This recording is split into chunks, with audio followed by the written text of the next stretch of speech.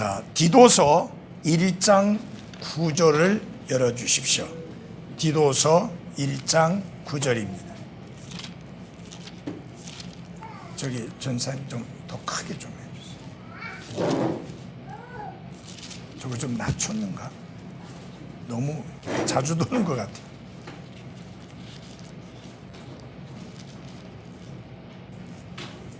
예, 디도서 1장 9절입니다. 보시면 자기가 가르침을 받은 대로 신실한 말씀을 굳게 붙들어야 하리니 이것은 그가 반박하는 자들을 건전한 교리로 능히 권면하고 확신시키게 하려 함이라. 이 디도서 1장 9절 말씀을 중심으로 여러 가지 내용들을 공부하게 됩니다. 그는 반드시 어떤 사람이어야 합니까? 건전한 교리의 사람이어야 합니다. 영어로 사운드 닥트린이라고 그러는데 건전한 교리. 여러분, 그 교리가 건전하다고 하는 것은 그 교리가 참된 교리라고 하는 의미고, 그 교리가 참되다고 하는 것은 어디에 근거를 둬야 되느냐? 성경에 근거를 둬야 되니까 성경적인 교리, 그러니까 성경적인 교리의 사람이어야 한다. 어떤 특정 교단의 교리를 주장하고 믿고 따르고 가르치는, 설교하는 그런 목사가 아니라 성경의 교리를 가르치고 설교하는 목사이어야 한다. 너무나 많은 경우에 보면은 자신이 속해 있는 교단의 교리에 목을 매는 사람들이 있어요. 그래서 성경이 무엇을 말씀하고 있느냐라고 하는 것보다는 그 교단의 창시자가 어떻게 가르쳤고 어떻게 주장을 했는지 그 교리에다가 목을 매는 경우들을 많이 보게 됩니다. 예를 들어서 제가 그때 김옥수 자매가 시골에 이제 돌아가 가지고 있는 상황 속에서 거기를 한번 방문한 적이 있습니다. 그런데 왜냐하면 거기서 그 김자매가 그때 주일학교를 시작을 해서, 왜냐하면 자매니까 설교할 수는 없으니까 아이들을 모아서 주일학교를 거기서 해라. 그래갖고 제법 모아갖고 하고 있어서 제가 거기를 방문한 적이 있는데, 목사님 오신 김에 여기 있는 그 전도사님 좀 한번 만나서 이야기 좀 하고 가십시오. 그래서 이제 만나서 이야기를 하게 되는데, 그 사람은 처음부터 끝까지 두 가지를 말했는데, 하나는 내가 다니던 신학교 학장이 어쩌고 저쩌고 하면서 그거 주장하고, 그 다음에 요한 칼빈을 주장을 하면서 요한 칼빈이 이렇게 말했고 저렇게 말했고 이렇게 가르쳤고 저렇게 가르쳤다. 그래서 제가 이야기를 했습니다. 요한 칼빈이 중요하냐? 하나님의 말씀이 중요하냐? 당신이 다녔던 신학교 학장의 주장이 중요하냐? 그 가르침이 중요하냐? 성경이 중요하냐? 내가 언제 내가 다닌 신학교 학장이 이렇게 가르쳤다 저렇게 가르쳤다 말한 적이 있느냐? 그리고 내가 좋아하는 어떤 목사나 선배나 훌륭한 신학자의 이름을 들어가면서 말한 적이 있었느냐? 난 처음부터 끝까지 성경이 이렇게 말씀하고 있고 성경이 이렇게 가르치다고 했는데, 왜 당신은 처음부터 끝까지 요한 칼빈이라는 이야기하고 자신이 다녔던 학교의 학장 이야기만 하느냐? 그러면 그들의 권위가 하나님의 말씀의 권위보다 더 높고 세냐? 그래서 이제 그 구원 문제와 관련해서 은혜로 믿음을 통하여 구원받는다는 말씀을 이제 전하면서 처음에는 그냥 성경 안 펴고 계속 이야기를 했어요. 그러니까 그런 말이 성경에 있느냐? 밤새도록 보여달라고 하더라도 내가 밤새 찾아서 보여드릴 수 있습니다. 그러니까 이게 무슨 말이냐? 성경이 무엇을 말씀하고 있느냐는 전혀 모르고 신학교에서 주소들은 몇 가지 이야기만 가지고 고집스럽게 자기 교단의 가르침과 교리가 옳다는 것을 주장하려고 하는, 그러니까 성수침례교회 목사라고 하니까 우습게 보는 거예요. 그래도 한국 가면 장로교, 감리교, 성결교인데 당신은 이름도 없는 성수침례교회 목사인데 당신이 아는 바가 뭐 얼마나 대단하느냐. 그래서 이제 자기 교단적 배경을 가지고 그 교단의 교리를 가지고 나를 밀어붙이려고 하는 그런 참 어리석은 시도를 경험하게 됐습니다. 그래서 이제 또박또박 하나님의 말씀으로 이렇게 하나하나 들어서 말씀을 드리니까 나중에는 그냥 아이 모르겠다고, 그리고 그냥 피하고 말더라고요.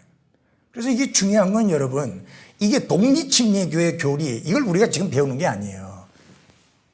중요한 거는 성경 교리를 배워야 되고 성경 교리를 가르쳐야 되고, 성경 교리라고 하면 당연히 그것은 건전한 교리일 수밖에 없어요. 그래서 목사는 성경 교리를 가르치는 건전한 교리의 사람이어야 한다. 여러분, 이 성경의 바른 교리를 제대로 알고 이해하고 그래서 성도들에게 가르치고 설교하려면 목사는 부지런히 공부해야 되고 철저하게 훈련을 받아야 합니다.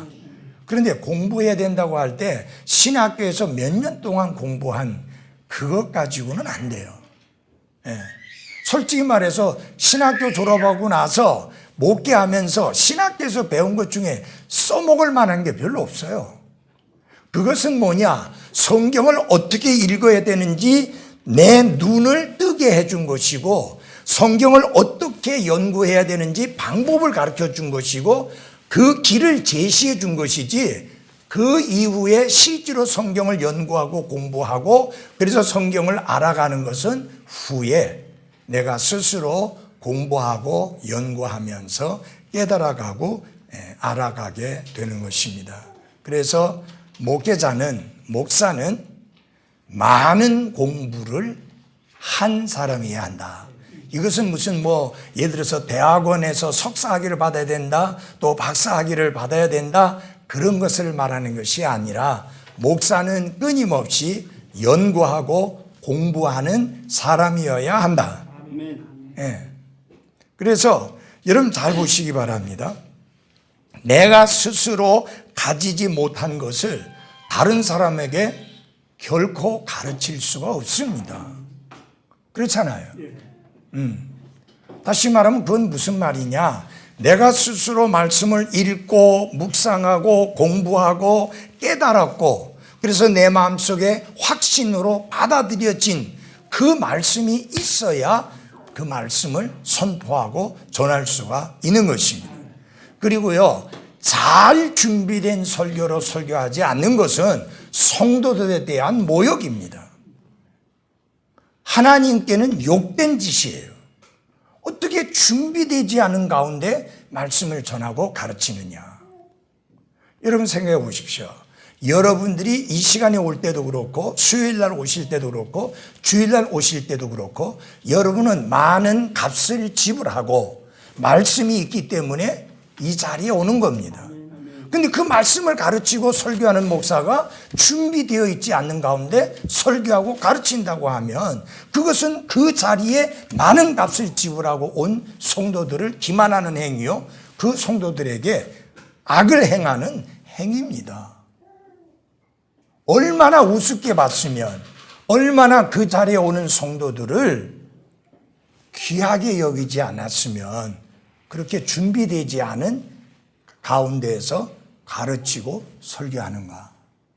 여기서 보면은 많은 공부를 한 사람이어야 된다라는 말은 무슨 말이냐? 하나님의 말씀을 선포하기 전에 그 목사는 많이 준비하고 공부하고 연구한 가운데 말씀을 선포하는 사람이어야 합니다. 여러분 생각해 볼 때 저는 50년 이상 설교했습니다. 여러분 생각해 보십시오. 50년 이상 설교했으면 아무 준비 없이도 충분히 이거 설교할 수 있잖아요. 맞아요? 50년이나 했는데 10년이면 강산이 변한다고 그러는데 그게 5번이나 변할 정도로 설교해 온 사람이라면 이 성경 들고 언제든지 설교할 준비되어 있죠. 그렇지만 여러분, 중요한 건 뭐냐? 성도들을 생각하면서 하나님의 말씀을 묵상하고 준비해서 선포하는 설교하고, 내가 잘 알고 있으니까, 많이 알고 있으니까 아는 것 가지고 그냥 설교한다는 것하고는 하늘과 땅 차이입니다. 중요한 것은 내가 알고 있는 것을 전달하는 것이 그게 목적이 아니고, 성도들을 위하여 기도하며 이 말씀을 통해서 성도들이 굳게 세워지고 영적으로 강건해지고 마음적으로 위로를 받고 힘과 용기를 얻고 이 험한 세상을 헤쳐나갈 수 있는 힘을 얻도록 그렇게 말씀을 전해야 되겠다고 하는 기도 가운데 준비된 말씀을 설교하고 가르쳐야 되는 게 맞습니다. 그러니까 목사는 끊임없이 공부하고 연구하고 준비하는 사람이어야 합니다. 전에도 몇 차례 말씀드렸지만 저는 주일날 설교 끝나고 나면 월요일부터 설교 준비합니다. 오전에 목욕탕에 가서 목욕 갔다 오고 난 다음에 점심 먹고 나면 그때부터 다시 방에 들어가서 준비합니다.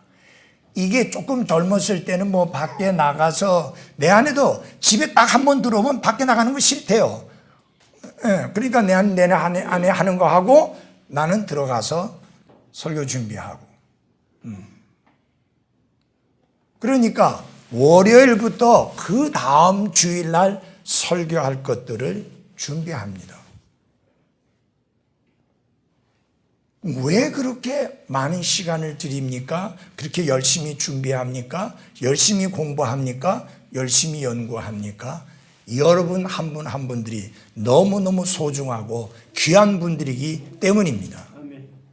여러분, 내가 주일 아침에 설교하는 말씀을 듣기 위해서 오시는 여러분들을 생각해 보면 정말 감동이에요. 참 저분들이 이 말씀을 받고 이 말씀을 듣기 위해서 열일 제쳐놓고 오셨다 그 말이에요. 얼마나 감사한 일이에요. 얼마나 귀한 거예요. 얼마나 고마운 거예요. 하나님께서 나 같은 사람을 들어 쓰시어서 저 귀한 분들에게 하나님의 말씀을 선포하게 하고 선포된 말씀을 통해서 힘을 얻게 하고 용기를 얻게 하고 기쁨을 얻게 하고 감사함이 터져나오게 하고, 그 일에 하나님이 나 같은 존재를 들어 쓰신다 라고 하는 사실을 생각해 보면 정말 단에 서서 말씀 전하는 게 얼마나 놀랍고 감격스러운 일인지 모릅니다. 그래서 나는 목사라고 하는 사람들이 설교 준비 때문에 자기 제일 설교 준비하는 게 힘들다 하고 설교 준비하는 게 제일 싫다 하고 어찌하든지 설교 안 할 수 있으면 피하려고 하는 사람은 이해가 안 가요. 이게 친구의 모임에서 이제 설교하러 올라와 갖고 한다는 소리가 안 한다 했는데 자꾸 하라 해 갖고 합니다. 나는 속으로 그래. 내려와. 그 쓸데없이 시간 낭비하지 말고 내려와. 그렇게 하기 싫은 설교를 왜 합니까? 설교자는 건전한 교리의 사람이어야 되고, 그리고 건전한 교리를 유지해 가기 위해서는, 지켜나가기 위해서는 늘 연구하고 묵상하는 사람이 돼야 합니다. 여러분, 지난 세기에 하나님이 훌륭하게 쓰셨던 대단한 설교자들 많이 있습니다. 그렇다고 해서 그 사람 설교집이나 그 사람이 쓴 책이 다 100% 맞는 거 아니에요.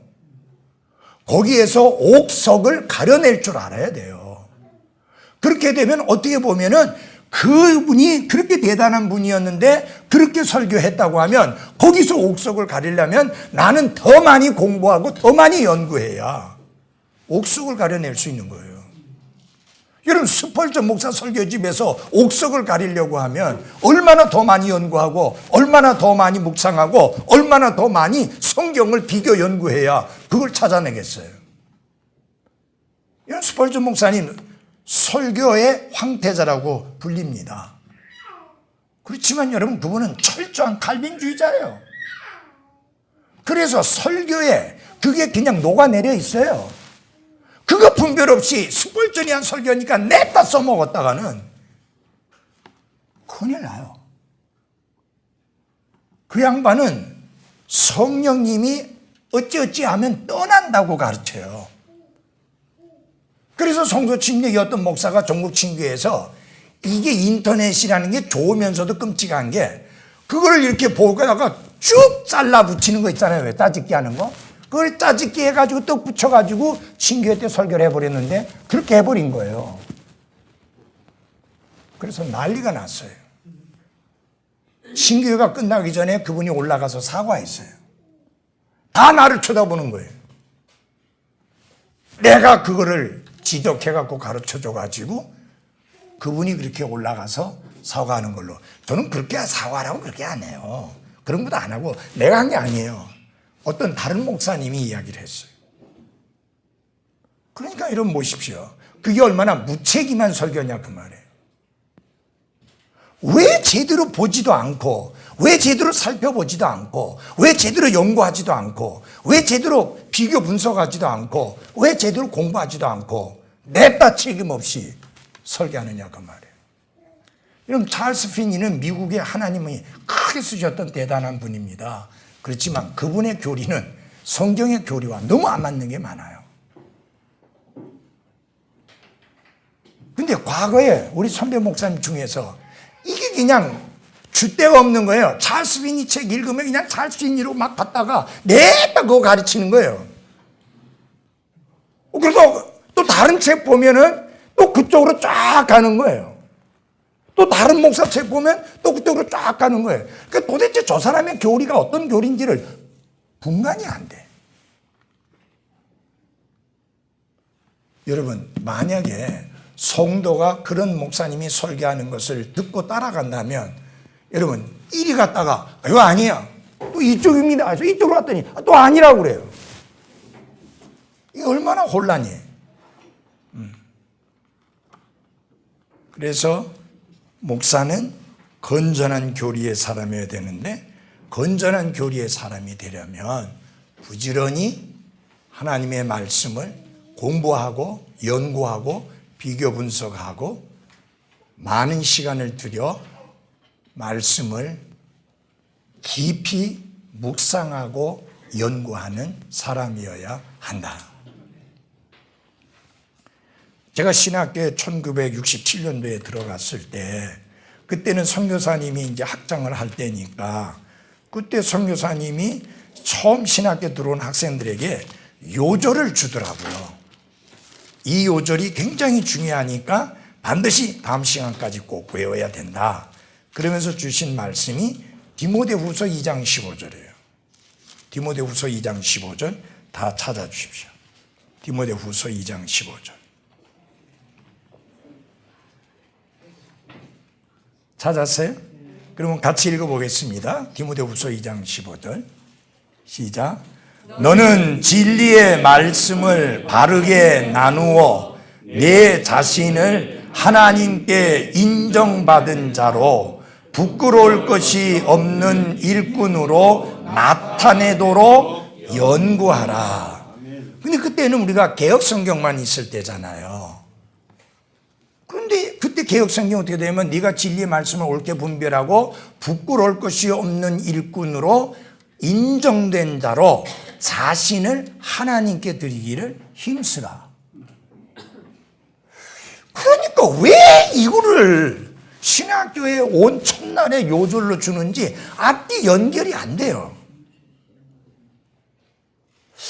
그래서 부끄러울 것이 없는 일꾼이 되도록 자신을 힘써 하나님께 드리는 삶을 살라. 그런 의도에서 이 구절을 외우라고 했는가. 그러면서 영어 성경을 한번 대조해 봤어요. 그랬더니 이 이유 때문에 이것을 요절로 주었구나. 우리말은 중요한 거, 핵심적인 게 저 끝에가 있잖아요. 그래서 우리가 뭐라고 말해요? 우리나라 말은 끝까지 들어봐야 한다. 지금 이 경우예요. 맨 끝에 가서 무슨 말이 나와요? 연구하라. 근데 영어 성경은 그 중요하고 핵심적인 단어가 항상 제일 앞에 와요. 대부분의 경우에. 뭐가 제일 먼저냐? 스터디, 연구하라는 말이 제일 많아요. 이 연구하라는 말씀 때문에 우리에게 그것을 요절로 준 것인데 개혁 한글 때문에 그런 혼란이 오게 된 것이죠. 그래서 그때 이후로 저는 신학교 다니면서도 정말 다른 신학생들하고는 비교되지 않을 만큼 열심히 공부했습니다. 저 통역할 수 있는 그런 능력 전혀 없었습니다. 영어도 그렇게 잘 알고 있는 사람도 아니었고요. 그런데 신학교 3학년 때 표사 선교사님이 내가 신학교에서 가르치는데 자네가 통역을 해야 된다 하면서 이렇게 두꺼운 책을 몇 권 갖다 주면서 이게 신학기에 가르칠 교과서니까 네가 열심히 공부해라. 준비해라 하는 거예요. 근데 여러분, 갑자기 신학책 이렇게 두꺼운 책 갖다 주면서 준비하라고 그러는데 그게 갑자기 되겠어요? 그러니까 방법은 뭐예요? 죽기 살기로, 죽기 아니면 까무러치기로 하는 수밖에 없어요. 하도 제가 열심히 하니까 선교사님이 와가지고 좀 쉬어라, 좀 놀아라, 그렇게 할 정도로 했습니다. 다른 학생들 탁구 치고 이거 하고 저거 하고 뭐 나가고 놀러 가고 할 때 저는 계속 기숙사에서 책과 더불어 씨름하고 시간을 투자했습니다. 본래 저는 아주 독한 사람이기 때문에 누구한테 배우지 않고 혼자 하는 것에 아주 독하게 뛰어난 사람이기 때문에 진짜 독하게 공부했습니다. 그러니까 다 놀랐죠. 제가 통역하는 거 보고. 아니, 저 친구가 뭐 영어 하촌에 하는 것 같지도 않았던데 무슨 강의를 통역하고 선교사님이 가서 설교하는데 통역하고. 저도 참 처음에 통역은 참 힘들게 했죠. 영어 하나도 모르는 사람 앞에서 통역하면 쉬운데 표사 선교사님이 또 특징이 뭐냐? 단에 서서 설교하기 전까지는 절대 영어를 안 써요. 한국말로 하는데 콩글리시로 계속 그냥 쓰는 거예요. 그러다가 강대상에 쓰면은 영어를 쓰는데 이 양반은 나이가 많은 사람이니까 진짜 올드 잉글리시를 쓰는 거예요.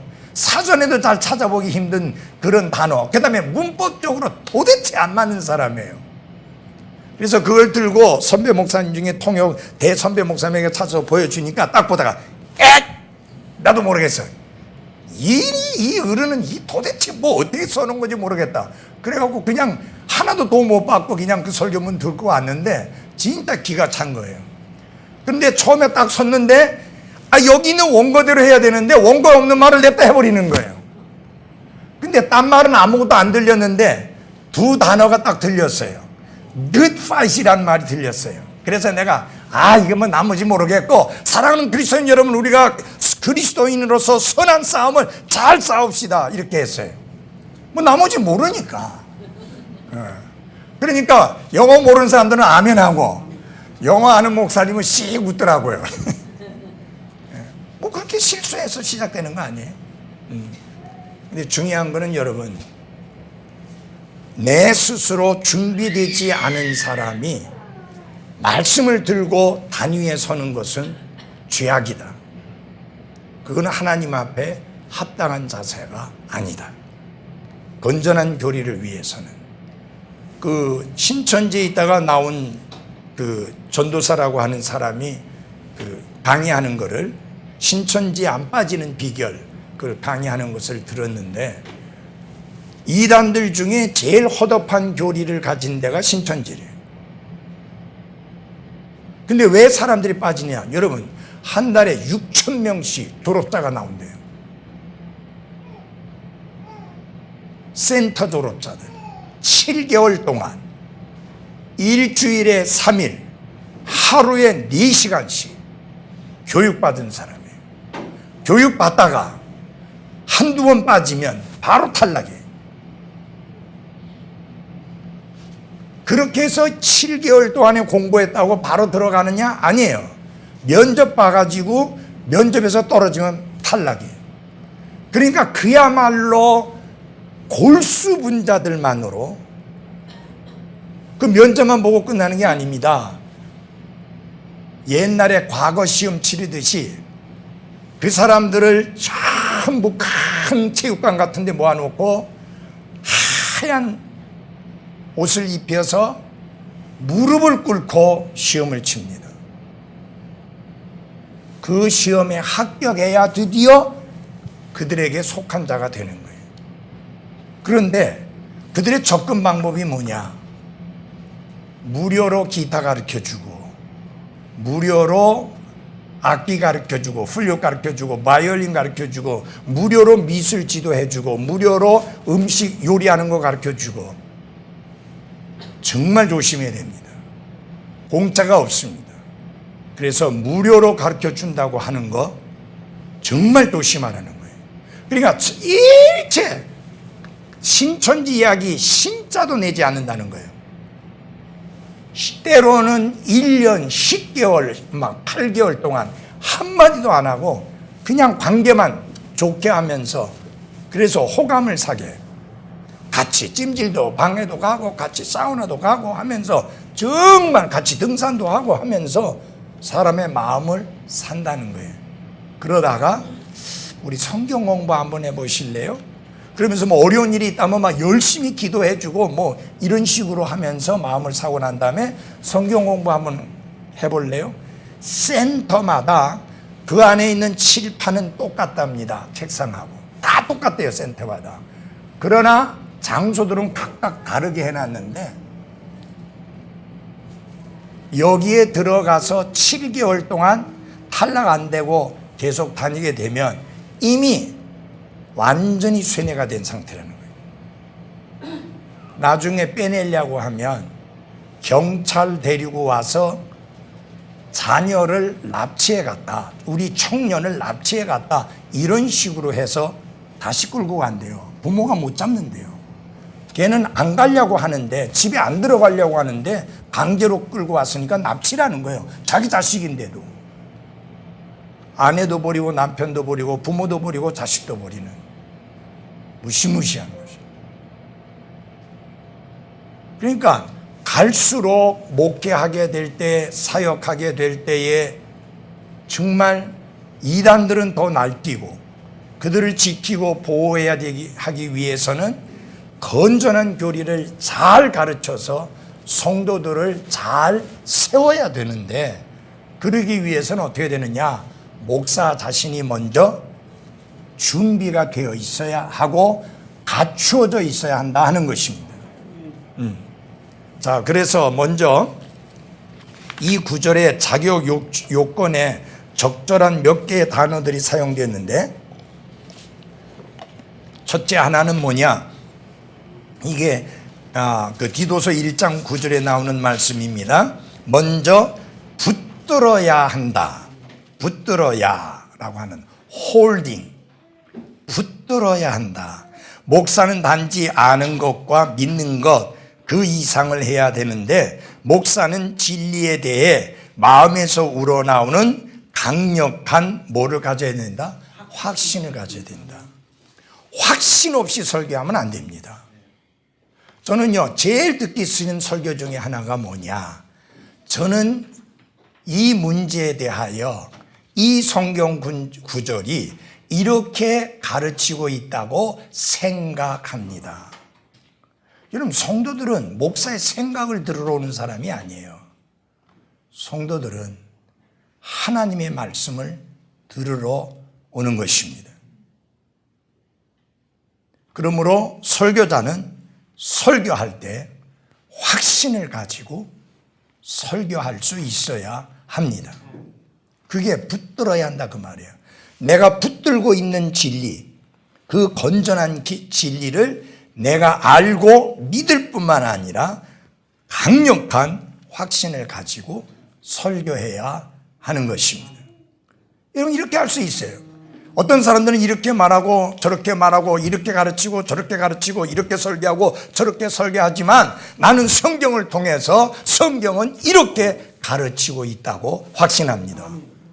분명하게 자신이 확신하고 있는 것을 선포해야 되고 가르쳐야 되고 설교해야 하는 것입니다. 거기 보면은 그런 말씀이 있습니다. 데살로니가전서 5장 21절입니다. 데살로니가전서 5장 21절. 데살로니가전서 5장 21절. 거기 보면 모든 것을 시험해 보고 선한 것을 굳게 붙들라. 모든 것을, 목사는 모든 것을 뭐 해야 돼요? 시험해 봐야 됩니다. 그리고 선한 것을 굳게 붙들어야 한다라고 하는 것입니다. 여러분, 시험해 보지 않고 그냥 막 설교하고 가르치고 선포하면 안 됩니다. 주워 들은 것 가지고 혹은 인터넷에서 잠깐 본 것 가지고 또 어떤 분이 설교하는 거 들은 것 가지고 아무 시험도 안 해보고 그것이 성경이 가르치는 말씀인지 성경이 분명하게 밝히 드러내고 있는 진리인지 건전한 성경적인 교리인지 시험도 안 해보고 냅다 가르치고 냅다 설교하고 냅다 선포하는 것은 그건 잘못된 목사다. 시험해보고 나서 선한 것을 굳게 붙들어야 하는 것입니다. 예, 그래서 이게 아주 목사의 책임이 굉장히 중요합니다. 시험해보라. 그 다음에 보면은 목사는 어떻게 되는지 데살로니가 후서 2장 15절에 보면은 이렇게 말씀했습니다. 그러므로 형제들아 굳게 서서 말로나 우리의 서신으로 너희가 가르침을 받은 무엇을? 전통들을 붙들라 라고 말씀했습니다. 우리는 건전한 교리를 붙들어야 될 뿐만 아니라 우리와 같은 성경적인 믿음을 오랜 세월 지켜내려온 믿음의 선조들이 지켜온 전통, 그것은 사도 바울이 디모데에게 가르쳤고 디모데가 또 신실한 사람들에게 가르쳤고 그 이후에 계속 가르쳐온 성경적인 전통, 하나님의 말씀에 바탕을 둔 전통, 사람이 만들어낸 전통이 아닌 본문 자체에서 명백히 드러나고 있듯이 기록된 하나님의 말씀에 바탕을 둔 그 전통을 붙들어야 하는 것입니다. 아멘. 굉장히 중요합니다. 그래서 전통이라고 다 무시하는 건 아니에요. 그 전통이 사람이 만든 전통이라면 그건 당연히 무시해야죠. 자, 우리나라에는 요사이 좀 많이 바뀌긴 했지만 옛날에는 무슨 전통이 있었어요? 사람이 만든 전통이에요. 강대상이 거룩하다고 가르쳤어요. 그래서 강대상에 올라가려면 반드시 뭘 벗어야 된다? 신발을 벗어야 된다. 근데 그것을 근거로 삼은 게 뭐냐? 모세에게 네가 신은 신발을 벗으라. 그 말씀을 다 껴 맞춰가지고 네가 선 것은 거룩한 것이니 신을 벗으라. 그거를 적용해서 강대상 위에 올라오는 사람들은 꼭 신발을 벗어야 한다. 이걸 전통으로 만든 거예요. 이런 그거는 성경의 바탕을 둔 것 같지만 아니에요. 왜냐하면 예수님이 어디 가서 설교하셨을 때 가르치셨을 때 신발 벗었다는 내용이 있어요 없어요? 없잖아요. 신약에서는 신발 벗은 경우가 없어요. 오히려 예수님은 신발 없는 사람 사서 신으라 했어요. 그거는 성경의 바탕을 둔 게 아니잖아요. 제가 알고 있는 데는 미국의 장로교회도 신발을 벗고 올라가서 설교하는 장로교회 없어요. 그러면 이게 뭐냐? 한국의 목사들이 그런 전통을 만들어낸 거예요. 근데 여러분이 경험을 안 해보셔서 그런데 신발 벗고 올라가서 양말만 신고 설교하면요, 힘이 하나도 없어요. 이 버텨 쓰는 게 굉장히 힘들어요. 설교할 때 힘이 없어요. 신발을 신어야지 힘이 있지. 예. 예? 슬리퍼 신어도 마찬가지예요. 그 얇은 슬리퍼. 별 힘 없어요. 거기다가 친절하게 한다고 방석, 이렇게 두꺼운 방석도 해놓거든요. 저 뒤에 두꺼운 방석 해놔요. 그러면 이 두꺼운 방석, 강대상 있는데, 두꺼운 방석을 그 위에서 서서 하면, 특별히 이제 시골에 있는 교회를 가면 그런 경우가 많아가지고, 이게 막 몸이 이렇게 중심이 잘 안 잡히는 거예요. 그러니까 성서 침례교 초기에는 장로교에서 온 사람들이 많다 보니까 장로교 전통대로 강대상에 올라가면서 꼭 신발 벗었다고. 아직도 밀양 성서 침례는 강대상에 올라갈 때 신발 벗고 올라가. 아이고, 그러면 난 방석 이렇게 툭 밀어 제끼고 그냥 설교해. 그 방석이 굉장히 두꺼운 방석이에요. 얇은 방석 아니고. 이런 것들은 사람이 만든 전통이에요. 왜? 여기를 거룩한 곳이라고 그렇게 단정 지어가지고 거룩한 곳에 올라가는데 신발을 벗으라 했으니까 신발 벗어야 된다. 이건 사람이 만든 전통이에요. 그래서 그거 외에 사람이 만든 전통들이 교회들 안에 많이 있죠. 요 사이는 없어졌어요. 옛날에는 장로교 전통적인 게 뭔지 아세요? 헌금 봉투를 쭉 꽂아놔요. 이름 다 적어서. 그러면 그 봉투를 가지고 가서 헌금을 담아서 헌금을 합니다.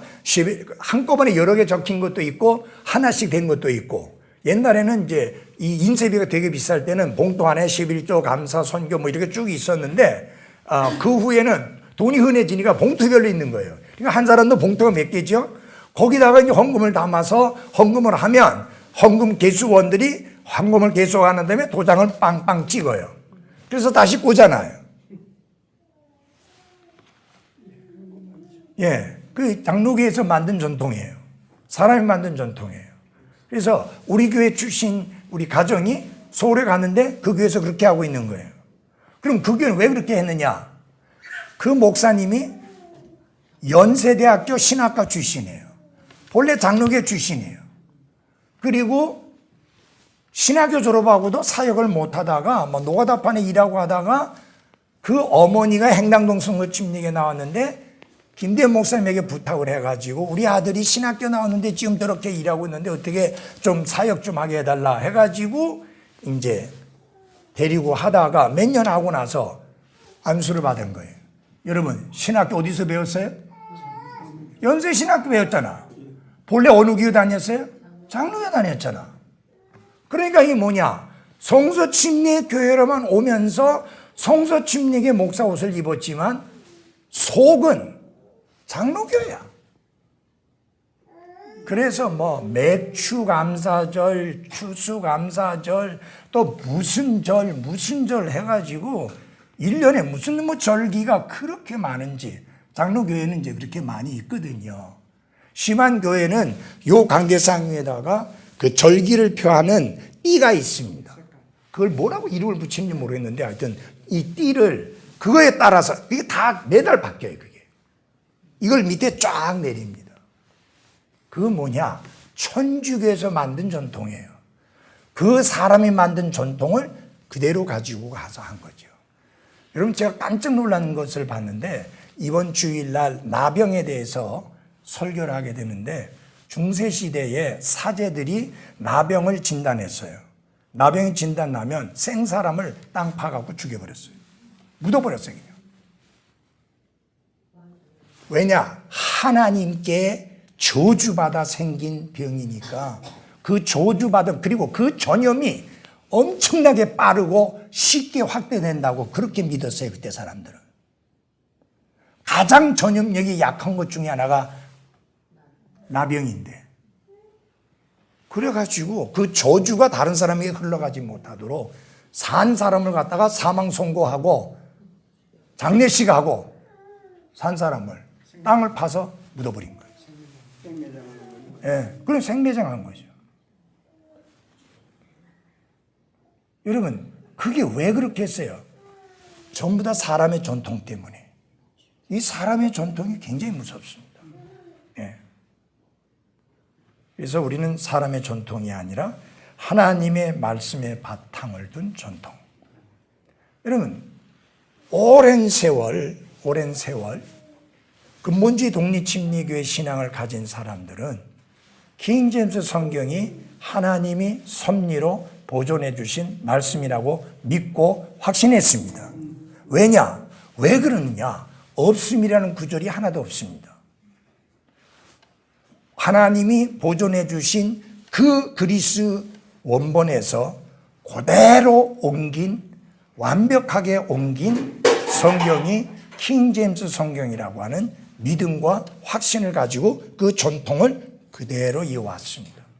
그렇다고 하면 우리가 근본주의 독립침례교라고 하면은 성경의 바탕을 둔 그 전통을 우리가 지켜가야 되는 게 맞습니다. 맞아요? 없었을 때는 할 수 없지만 이제 있잖아요. 지켜가야죠. 그 다음에 여러분, 거룩한 음악이라고 하는 거, 이게 성경에 바탕 둔 거 아니에요? 영적인 노래들로 하나님께 노래하라고 그랬잖아요. 찬송하라고 그랬잖아요. 맞아요? 그러면 영적인 노래로 하는데 가사는 영적인 가사고 그 음악은 세속적인 음악이고 그건 안 맞잖아요. 그래서 우리가 세속적인 음악을 거부하고 거룩한 음악, 영적인 음악을 지켜가야 된다고 하는 전통은 성경의 바탕을 둔 전통이에요. 맞아요? 그런 건 지켜가야 되는 거예요. 그런데 이런 전통을 자꾸만 깨려고 하는 이 사탄의 역사들이 교회 안에, 독립침례교회 안에 살그머니 파고 들어오는 거예요. 이걸 확 드러나게 하면은 금방 아니까 조금씩 왜 여러분 모래로 이렇게 조각해 놓은 거 무너뜨리는, 여러분 모래 쌓게 해가지고 이렇게 넘어뜨리는, 뭐 하나 꽂아놓고 넘어뜨리는 거 있잖아요. 처음에 확 가져가지 않잖아요. 조금씩 가져가다 보면 넘어진다 그 말이에요. 그런 식으로. 여러분 성소침례교회, 미국의 성소침례교회는 이미 거기에서 완전히 맛이 다 가버렸어요. 성소침례교회가 태동할 때에 그때 그 교회로서 대표적인 교회가 스프링필드에 있는 하이스트리트 베티스트 처치인데 그 교회가 남침례교로 넘어가 버렸어요. 그리고 전국 친교에서 설교하는 목사님들이 와이셔츠 입고 넥타이 메고 설교하는 게 아니라 그냥 편한 복장하고 하는데 더 끔찍한 건 뭐냐? 딴 교단의 목사들을 강사로 데려다가 세우는 거예요. 엄청 많이 변질됐잖아요. 그들은 성경에 기반을 둔 전통을 다 깨부숴버리는 거예요. 그러면 안 되는 거죠. 그 다음에 드레스 코드, 복장 규정에 있어서 여러분, 바지냐 치마냐 이전에 여성은 여성답게 입고 남성은 남성답게 입는 게 맞습니다. 왜냐하면 하나님이 처음에 사람을 만드셨을 때에 남성과 여성을 만드셨기 때문입니다. 우리 다 같이 우리 창세기를 한번 돌아가 보십시다. 창세기 1장.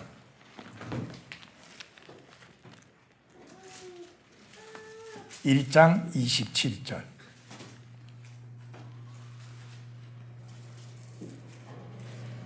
이처럼 하나님께서 자신의 형상으로 사람을 창조하시되 하나님의 형상으로 그를 창조하시고, 그 다음에 같이 읽겠습니다. 시작.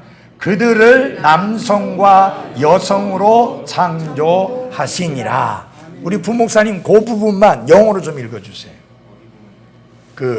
그들을 남성과 여성으로 창조하시니라. In the image of God created he him, male and female created he them. 예, male and female. 여러분, 우리가 남자라고 할 때는 man 합니다.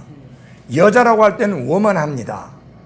여기는 man and woman이라고 안 했어요.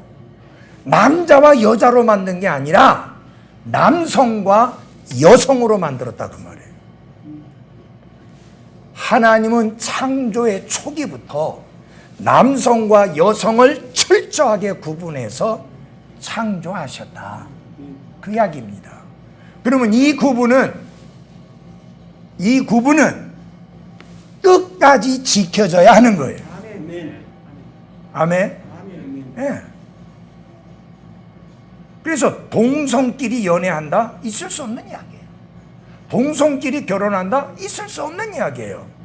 왜냐하면 성경 분명히 말했잖아요. 남자가 자기 부모를 떠나 여자와 연합하여 한 육체를 이룰지니라. 분명히 성경은 남자와 여자가 한 육체를 이루도록 했지, 여자와 여자가, 남자와 남자가 그렇게 하도록 하지 않았습니다. 그리고 여러분이 구약시대를 보시면 아시지만 가장 부패하고 타락한 더러운 도시나 더러운 타락의 가장 대표적인 것이 뭐냐? 동성연애예요. 여러분, 소돔과 고모라 가장 대표적인 타락의 도시로 성경에서 나오잖아요. 그 도시의 가장 대표적인 죄가 드러난 게 뭐냐면 동성애예요. 그러니까 교회는 반드시 전통을 지켜야 되는데 그건 뭐냐? 여성은 여성답게, 남성은 남성답게. 여러분, 치마만 걸쳤다고 되는 거 아니에요. 머리를 갖다가 남자같이 깎는 거, 그건 문제예요. 왜 요새 보면 남자인지 여자인지 구분이 안 갈 정도로 머리 깎는 사람들 있잖아요, 여자들. 그런 건 우리 그리스도인들이 흉내내야 될 전통이 아니에요, 그거는. 예. 하나님은 여성은 여성답게 보이기를 원하고, 남성은 남성답게 보이기를 원하고, 여성은 여성답게 행동하기를 원하고, 남성은 남성답게 행동하기를 원합니다. 그게 하나님의 말씀에 기반을 둔 전통이에요. 그건 반드시 지켜가야 되는 거예요. 그러네, 그거하고 취향은 다른 겁니다. 우리가 그걸 좀 잘 구분해야 돼요.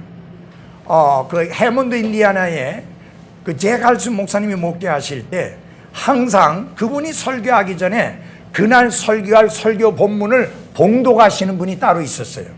진짜 목소리 좋아요. 붉은 베이스에 그냥 듣기만 해도 감동이 돼. 설교 안 들어도 그 본문 읽는 것만 해도 그 목소리 때문에 감동이 돼. 근데 그분이 요새 아파갖고 병원에 입원해서 그분이 못 읽는데요. 그럼 다른 분이 읽어요? 예. 근데 그 제칼슨 목사님은 꼭 그렇게 했어요. 성경 본문을 다른 분이 봉독하고 설교했어요. 근데 저는 절대 그걸 안 해요. 왜 안 하느냐? 대표적으로 장로계, 감리교 같은 성결계 같은 기성교단들이 그렇게 하는 거예요. 그래서 내가 그렇게 하면 괜히 오해를 살 수 있기 때문에 제 취향에 안 맞아요. 이게 뭐 성경적이냐 아니냐는 그런 문제 아니에요. 취향이 안 맞아요. 우리 교회가 장로교회와 비슷하게 하고 있다고 하는 요만큼이라도 구린내가 나는 건 난 원치 않아요. 그래서 내 취향으로 안 해요. 근데 중요한 거는 나중에 부목사가 담임 목사 돼서 그렇게 하거든. 우리 김영수 형제 같이 좋은 목소리 가진 사람이 막 성경을 먼저 봉독하게 하거든. 그것 가지고 딴지 걸지 말라 그 말이에요. 그건 뭐냐? 취향에 관한 문제지 전통에 관한 문제는 아니다 라는 이야기입니다. 내 말 이해하시겠어요? 자, 그 다음에 전국적으로 우리 교회처럼 형제들이 알파벳 순서로 돌아가면서 대표 기도하는 경우 없어요. 제가 어떤 교회 가서도 그거 못 봤어요. 그건 내 취향이에요. 꼭 집사들만 대표 기도해야 된다, 그거 없어요. 그래서 형제들도 대표 기도해야 하는 거예요.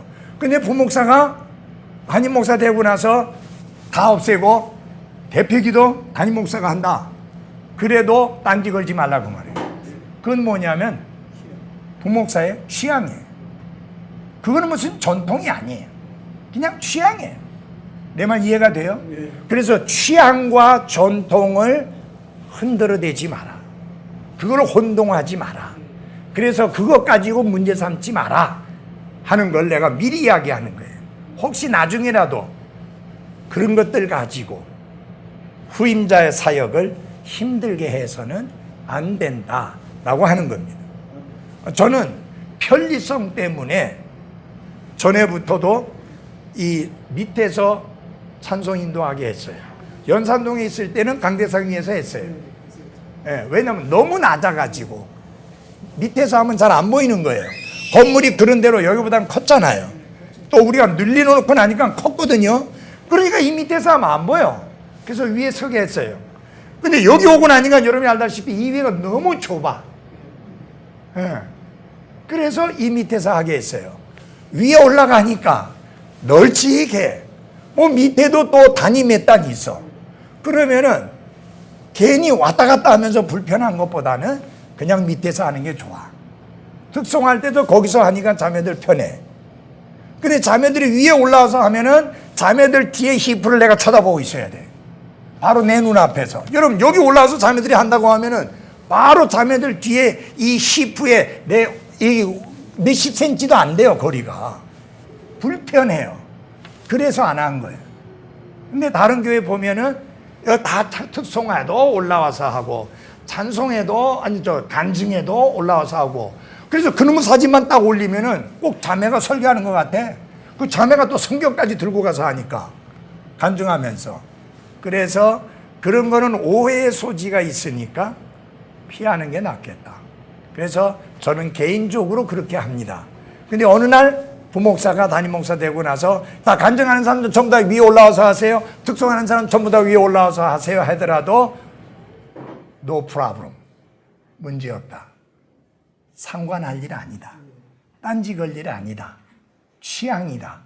그렇게 아시면 됩니다. 이해합니까? 아니 이해가 돼요? 예. 그거는 무슨 전통에 가는 문제가 아니에요. 그냥 취향이에요. 그래서 제가 서울의 이준수 목사님 거기 보면 딱 이 짝이에요. 근데 자매들 꼭 위에 올라와서 하더라고. 그 뒤에 앉아있는데 되게 불편해. 그래서 이 목사님에게 내가 제안을 했어요. 목사님 이게 우리처럼 넓으면 모르겠는데 좁은데 이래 하니까 불편한데 자매들 밑에서 특송하는 사람들 다 밑에서 하도록 하는 게 제가 볼 땐 바람직할 것 같은데 한번 목사님 생각해 보세요 하니까 그런 것 같다고. 그래서 다음에 가보니까 밑에서 하더라. 왜?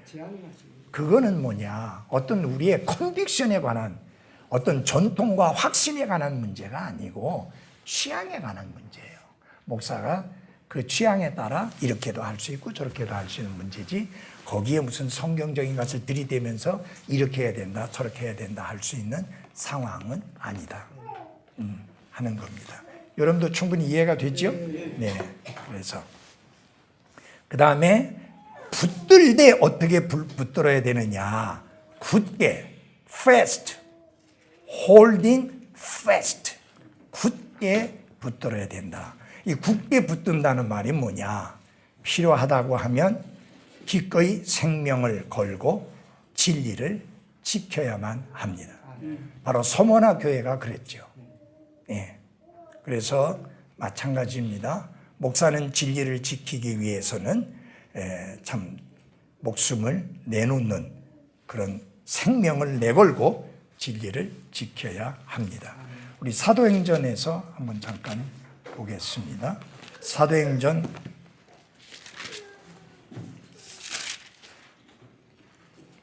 4장 18절입니다. 사도행전 4장 18절.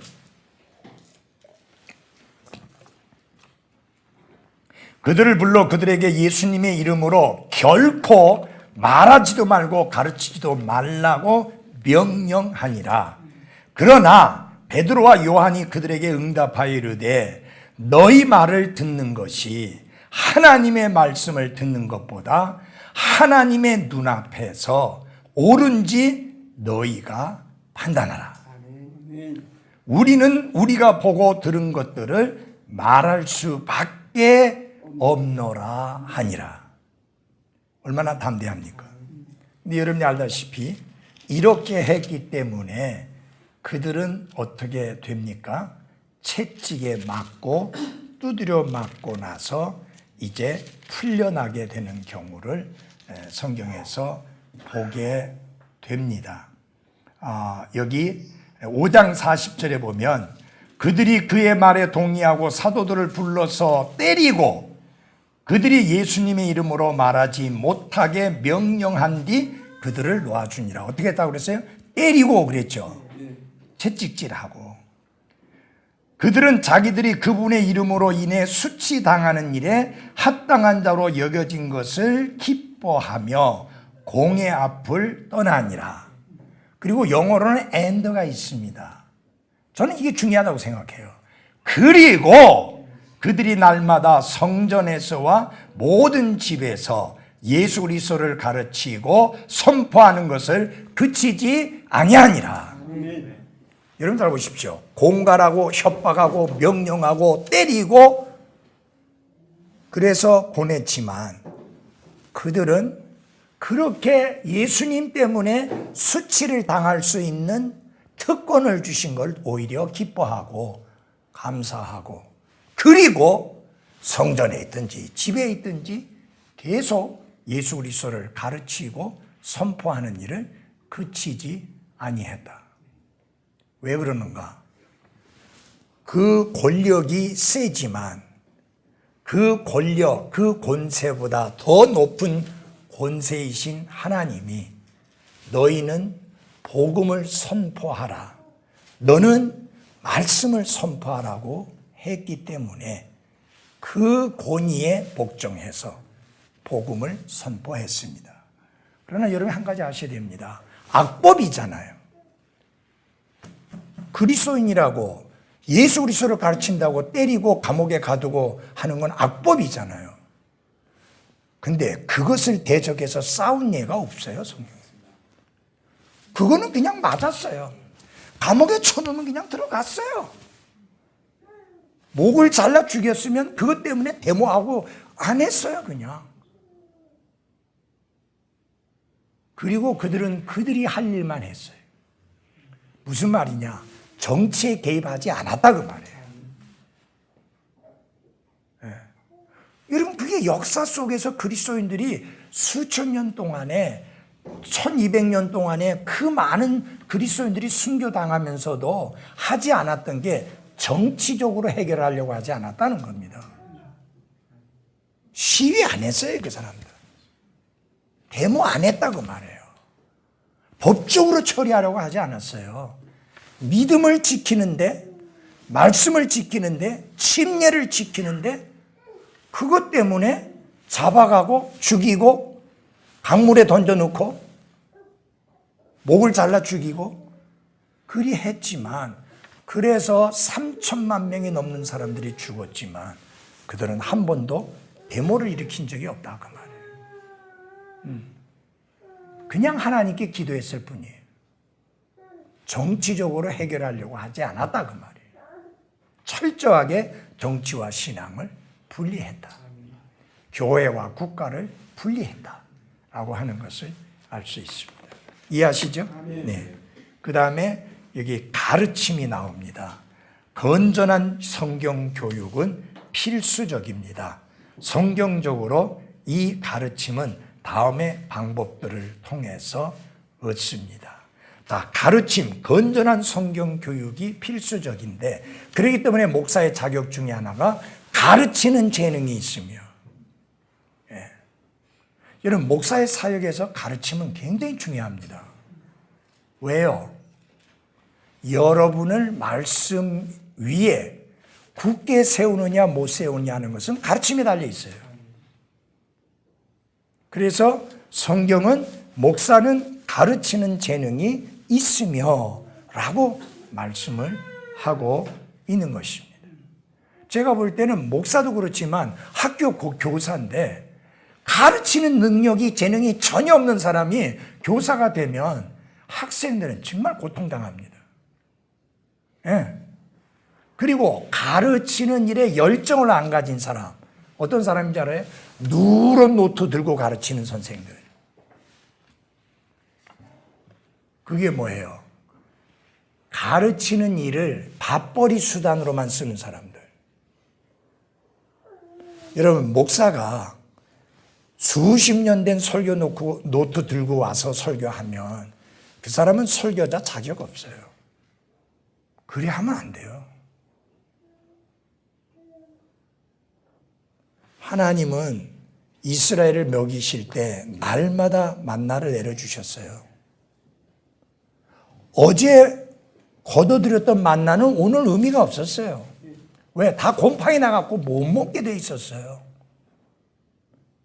여러분은 지난주에 들은 말씀을 이번 주에 듣고, 지난달 들은 말씀을 이번 달에 듣고, 작년에 들은 설교를 올해 듣고, 그렇게 해야 될 이유가 없어요. 만약에 목사가 그런 식으로 설교한다면 그거는 뭐냐? 그거를 정치적인 용어로 쓰면 뭐라 그래요? 뭐라고 하잖아요. 근무태만이? 직무유기야 그거는. 어떤 분들은 그런 이야기를 해요. 5년마다 설교를 돌린다. 그 말 무슨 말인지 알아요? 5년 주기로 설교를 돌린대요. 그러니까 5년 전에 했던 설교를 이제 내년에 하고 4년 전에 설교했던 것을 그 다음에 하고 이런 식으로. 그러니까 5년 설교를 딱 새로 해놓고 그거를 자꾸 돌린다는 거예요. 왜? 성도들 모른다는 거예요. 천만에요. 성도들 다 알아요. 그리고 중요한 거는 그가 하나님께로부터 받은 말씀이 없으면 입 다물고 앉아 있어야지. 목사는요, 계속해서 하나님께로부터 하나님이 주시는 말씀을 받아야 해요. 성경 연구와 성경 읽기를 통해서 하나님이 주시는 말씀이라고. 성도들을 위하여 기도하고 생각하고 묵상하면서 준비된 말씀이 따로 있어야 되지.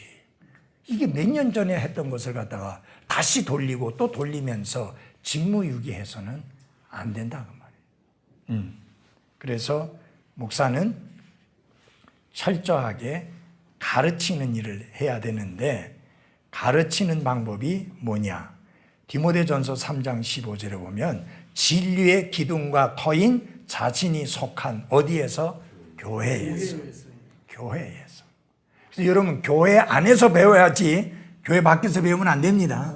그 이단들의 특징이 그거예요. 항상 교회 밖에서 가르치잖아요. 예. 그 다음에 디모데후서 2장 2절을 보십시오. 디모데후서 2장 2절.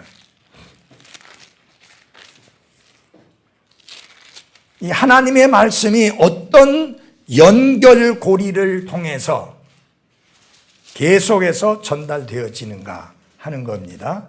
1절 먼저 보겠습니다. 그러므로 내 아들아 너는 그리스도 예수님 안에 있는 은혜 안에서 강건한 자가 되고 또 내가 많은 증인들 앞에서 가운데에서 내게 들은 것들 바로 그것들을 신실한 사람들에게 맡기라. 그들이 또한 다른 사람들을 가르칠 수 있으리라.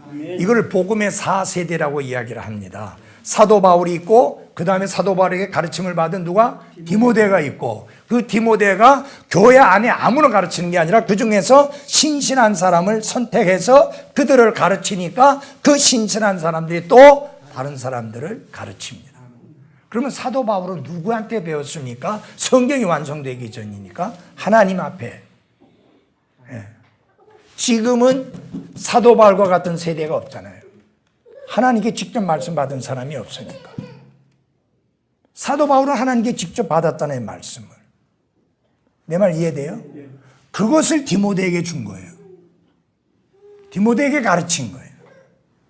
그래서 사도 바울은 뭐냐면은 내게 들은 것들, 바로 그것들. 이게 중요한 건 뭐예요? 내게 들은 것은 뭐냐면 내게 가르침 받고 내게 배우고 내게 훈련 받은.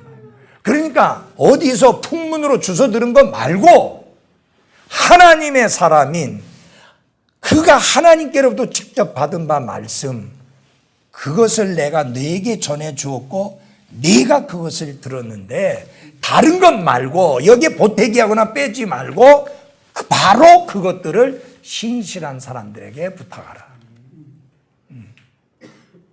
그게 아주 중요한 부분입니다. 이런 것들이 잘 연결되어져야만 합니다.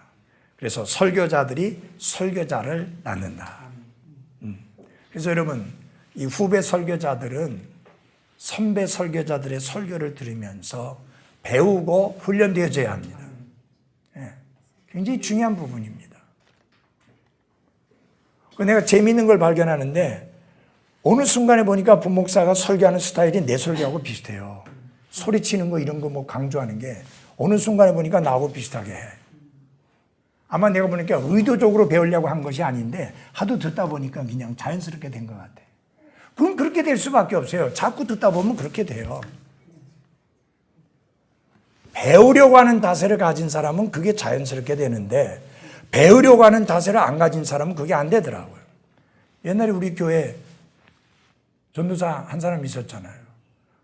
여러분이 그분 설교 들어봤지만 전혀 나하고 비슷한 게 없잖아요. 오랜 세월 들었는데 뭘 말하는 거예요? 배우려고 하는 자세가 없으니까 변화가 안 되는 거예요. 자, 그 다음에는 뭐냐? 개인적인 연구를 통해서. 그래서 목사는 끊임없이 공부하는 사람이어야 한다. 예. 지금 제가 얼마 전부터 책을 읽기 시작했는데 무엇에 관한 책을 읽고 있는지 알아요? 설교에 관한 책을 읽고 있어요. 이래 두꺼운 책이. 예, 지금 이제 얼마 안 남았는데 하여튼 틈만 있으면 붙들고 읽습니다. 아니 목사님 뭐 지금도 뭐 설교에 관한 책을 읽습니까? 설교에는 장사 없어요. 이제 내가 배울 만큼 배웠다, 알 만큼 안다, 그런 사람 없어요. 끊임없이. 개인적인 연구를 통해서. 그 다음에 능히 할 수 있어야 된다라는 능히라는 말이 나옵니다. 디도서 1장 9절로 다시 한번 돌아가 보겠습니다. 능히라는 말씀이 그 영어로 able입니다. 능히. 거기 보면은 그가 반박하는 자들을 건전한 교리로, 그 다음에 뭐가 나와요? 능히 권면하고 확신시키게 하려 합니다. 목사는 성도들의 삶 속에 선한 영향을 끼치기 위해서 능히 하나님의 말씀을 효과적으로 다루어야 합니다. 그래서 목사는 다음에 나오는 이런 일들을 능히 할 수 있어야 합니다. 하나는 뭐냐? 디모데전서 4장 6절에 보면 형제들로 하여금 기억하게 해야 한다. 다시 말하면 형제들로 하여금 하나님의 말씀을 가르치고 선포해서 그들로 하여금 그 말씀을 기억하게 해야 한다. 그 디모데전서 4장 1절부터 5절까지 내용이 뭐냐면요, 마지막 때에 어떤 일이 일어나느냐, 그것들을 가르쳐서 그들로 하여금 기억하게 해서, 그래서 그 마지막 때를 대비할 수 있도록 기억하게 해야 된다. 그 다음에 두 번째로 보면은 디모데전서 4장 11절에 보면은 명령하고 가르칠 수 있어야 한다. 예, 때로는 목사가 명령해야 됩니다. 자기 명령이 아니라 하나님의 말씀으로 명령해야 합니다. 그리고 가르칠 수, 능히 명령하고 능히 가르칠 수 있어야 한다. 그 다음에 보면은 디모데후서 2장에 아까 말한 대로 신실한 사람들을 찾아낼 수 있고 신실한 사람들에게 어떻게 맡길 수 있어야 한다. 혼자서 북치고 당구치고 다 해서 안 된다 그 말이에요. 맡길 수 있어야 된다. 대신에 아무에게나 맡기는 게 아니라 신실한 사람들에게 맡길 수 있어야 한다. 그 다음에 디모데후서 4장 2절은 다 같이 찾아보겠습니다. 디모데후서 4장 2절. 디모데후서 4장 2절.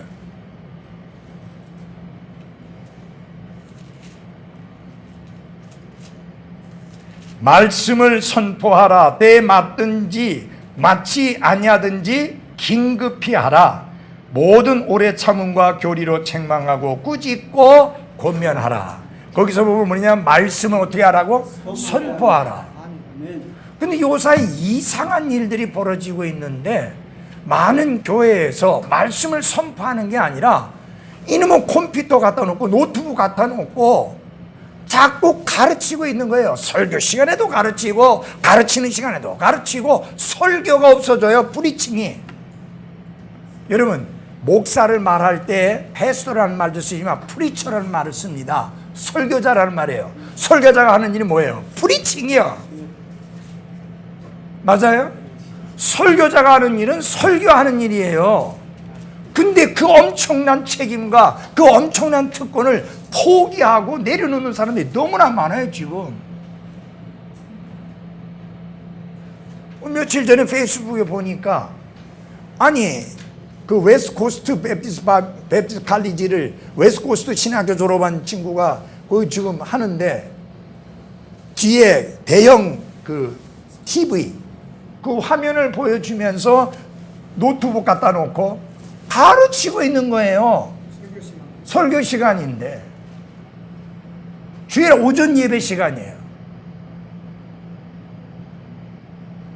제가 LA에 있는 어느 한 교회 가서 이 집회를 인도하게 됐는데, 거기 보니까 그 목사님은 친절하게도 설교를 하는데 사도행전에 다소가 나왔다, 길리기아라는 지방이 나왔다. 그러면 그 지도를 다 이 대형 TV로 보여주는 거예요. 그러니까 사람들이 목사를 안 쳐다보고 어디 쳐다봐요? TV 쳐다보고 있는 거예요. 근데 이제 내가 가서 설교하는데 나는 그런 거 안 하잖아요. 설교해다나. 그래서 설교하려면 나를 봐야 될 거 아니에요. 그래서 가만히 보니까 이거 저는 뭐 TV 저거 켜놓고 해갖고는 일이 안 되겠다 싶어서 내가 그 목사님에게, 목사님 저는 뭐 TV 좀 꺼주십시오. 그래서 그걸 껐더니 야, 놀랬어요. 한순간에 성도들이 멘붕이 오는 거예요. 조금 전에 찬송 부르면서도 그거 보고 했죠. 그 다음에 거기서는 또 교동문까지 하고 있더라고요. 여러분 교동문이라는 거 알아요? 네, 찬송과 뒤에 시편 한 절 목사가 읽고 성도들이 다 화답하고, 그거 천주교에서 하던 건데 장로교에서 가지고 왔는데, 이 양반은 뭐 성경을 서로 주고받고 있는데 뭐가 잘못이 있냐 해갖고 해서 내가 이거 장로교에서 하는 겁니다. 이 교회는 침례교회 아니에요? 독립침례교회 아니에요? 그래가지고 설명을 했는데, 아 그래요 하고 뭐 하는데 모르지, 아 그래 하는데 돌 깨지는 소리 나는 것 같은데 뭐 그 다음에 실제로 뭐 하는지 안 하는지는 모르겠고. 예. 그러니까 사람들이 멘붕이 오는 거예요. 왜냐면은 TV 쳐다보다가 갑자기 TV가 꺼지니까 그런 사람들이 이 정신을 못 차려요. 그래서 내가 그랬어요. 여러분 저 TV 신경 쓰지 마세요. 저 꺾고 이제부터는 저 쳐다보세요. 이제까지 여러분이 목사를 쳐다보고 설교 듣던 습관이 안 돼 있어가지고 좀 힘들겠지만 저를 쳐다보세요. 그래가지고 설교했다니까요. 그러니까 이게 지금 자꾸만 설교를 하지 않고 가르치는 거예요, 자꾸만. 여러분, 티칭과 프리칭은 달라요. 예수님도 철저하게 구분해서 하셨어요. 이런 마태복음에서 한번 보시겠습니다. 마태복음 4장.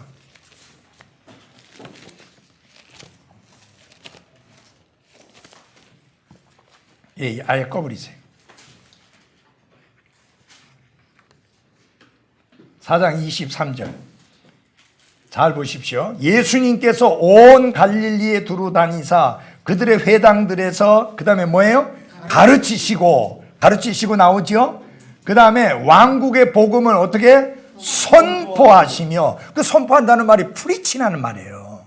선포하시며 백성 가운데서 온갖 종류의 질환과 온갖 종류의 질병을 어떻게? 고치시다. 그래서 예수님의 사역을 세 가지로 특징 지을 수 있는데, teaching ministry, 가르치는 사역, preaching ministry, 선포하는 사역, 그 다음에 세 번째로 healing ministry, 고치시는 사역, 치유 사역.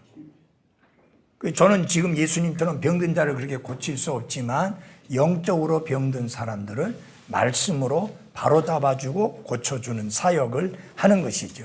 마음이 상한 사람을 제가 뭐 어떤 걸로 위로해요? 하나님의 말씀으로. 그게 힐링이잖아요. 힐링 미니스트리. 분명히 예수님이 티칭 미니스트리와 프리칭 미니스트리, 가르치는 사역과 선포하는 사역을 분명히 두 가지로 나눠서 하셨잖아요. 우리 예수님 본받아가는 설교자들인데 가르칠 때는 가르치고, 지금은 가르치는 시간이잖아요. 제가 설교하듯이 안 하잖아요. 강대상에서도 이렇게 하면 안 된다 그 말이에요. 그때는 선포하는 시간이니까. 권위를 가지고 권세 있는 자와 같이 하나님의 말씀을 선포해야 됩니다. 하나님이 이렇게 말씀하셨다고, 하나님이 이렇게 명령하셨다고, 하나님이 이렇게 우리에게 분부하신다고 권위를 가지고, 누구의 권위? 하나님의 권위를 가지고 선포하는 거예요. 듣든지 아니 듣든지, 때에 맞든지 안 맞든지 상관없이. 여러분, 이 시대에 맞추려고 하면은요, 냈다 그렇게 설교하면 안 돼. 그러나 목사는 때에 맞든지 안 맞든지 상관없이, 이 시대가 어떻게 흘러가든지 상관없이 하나님 말씀을 말씀 그대로 선포해야 하는 것입니다. 아주 중요한 사역이죠. 그 다음에 말하고 권면하고 모든 권위로 꾸짖을 수 있어야 합니다.